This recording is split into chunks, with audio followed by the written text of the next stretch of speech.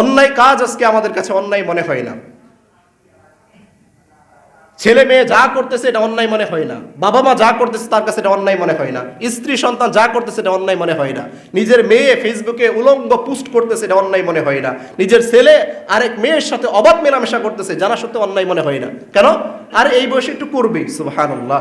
অথচ একজন মুসলিম হিসাবে আপনার উপর যে দায়িত্ব, একটা মেসেজ আল্লাহ সুবহানাহু ওয়া তাআলা পৌঁছে দিয়েছেন, সেটা হচ্ছে মান রাআ মিনকুম মুনকার, তোমাদের মধ্যে যখনই কোনো ব্যক্তি দেখতে পারবে কোনো মুনকার, কোনো অন্যায় কাজ, কোনো অসৎ কাজ, কোনো ইসলাম বিরোধী কাজ, যেই কাজ ইসলাম সাপোর্ট করে না, এমন কোনো কাজ যদি তোমাদের মধ্যে কেউ দেখতে পারে, তার উচিত হচ্ছে বিয়াদিহি, তার এই হাত দ্বারা সেটাকে দমন করা, প্রতিরোধ করা, বন্ধ করা। দৃষ্টিভঙ্গিকে পরিবর্তন করুন। আপনার আমার যে দৃষ্টিভঙ্গি, এই দৃষ্টিভঙ্গি নিয়ে ইসলাম ফলো করলে ইসলাম কায়েম হবে না, আপনার এই ইসলাম আপনাকে পরকালীন জীবনে মুক্তিও দিতে পারবে না। আপনার যে দৃষ্টিভঙ্গি, আপনি ভাবতেছেন দিনটা খুব সহজ বিষয়, সুবহানাল্লাহ, কখনো না। দিন খুব সহজ বিষয় না, দিন কঠিন বিষয়। দিন পালন করেছেন যারা, তারা জীবনে অনেক লাঞ্ছনার শিকার হয়েছেন।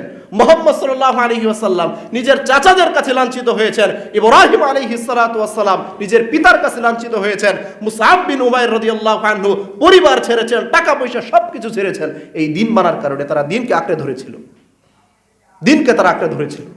আর আপনি আমি আপনার আমার জীবন থেকে দিনকে ছুড়ে দিয়েছি, আর দিনকে খুব সহজ মনে করি, খুব সহজ।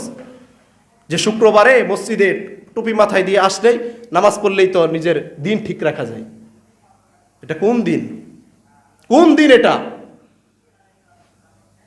তো রাসূল বলছেন, যেটা যদি কোনো অন্যায় কেউ দেখতে পায়, কোনো মুসলিম তার সামনে একটা অন্যায় হচ্ছে, তার উচিত হচ্ছে বিয়াদিহি, তার এই হাত দ্বারা দমন করতে হবে, তার এই হাত দিয়ে দমন করতে হবে। শক্তি, ক্ষমতা আল্লাহ সুবহানাহু ওয়া তাআলা অনেক মানুষকে দিয়েছে।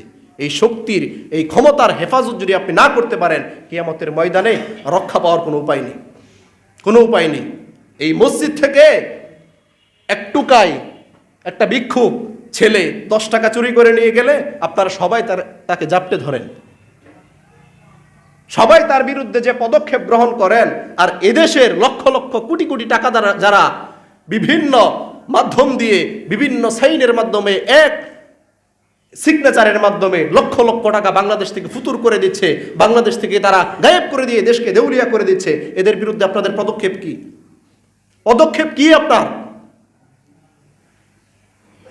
আপনার আমার মুখ বন্ধ হয়ে গিয়েছে। মুখ বন্ধ হয়ে যাওয়ার কারণে সমাজে আজকে এত অন্যায়, অবিচার, জিনা, ব্যভিচার, ধর্ষণ রাখা জানি।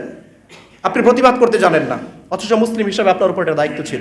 এটা ফরজ করে দিয়েছেন আল্লাহ সুবহানাহু ওয়া তাআলা, এটা ফরজ করে দিয়েছেন। দিনকে শুধু এই যে নামাজ, রোজা, টুপি এগুলোর মধ্যে সীমাবদ্ধ রাখেন না, এগুলোর মধ্যে সীমাবদ্ধ রাখেন না। অধিকাংশ মানুষ আজকে তাই করতেছে।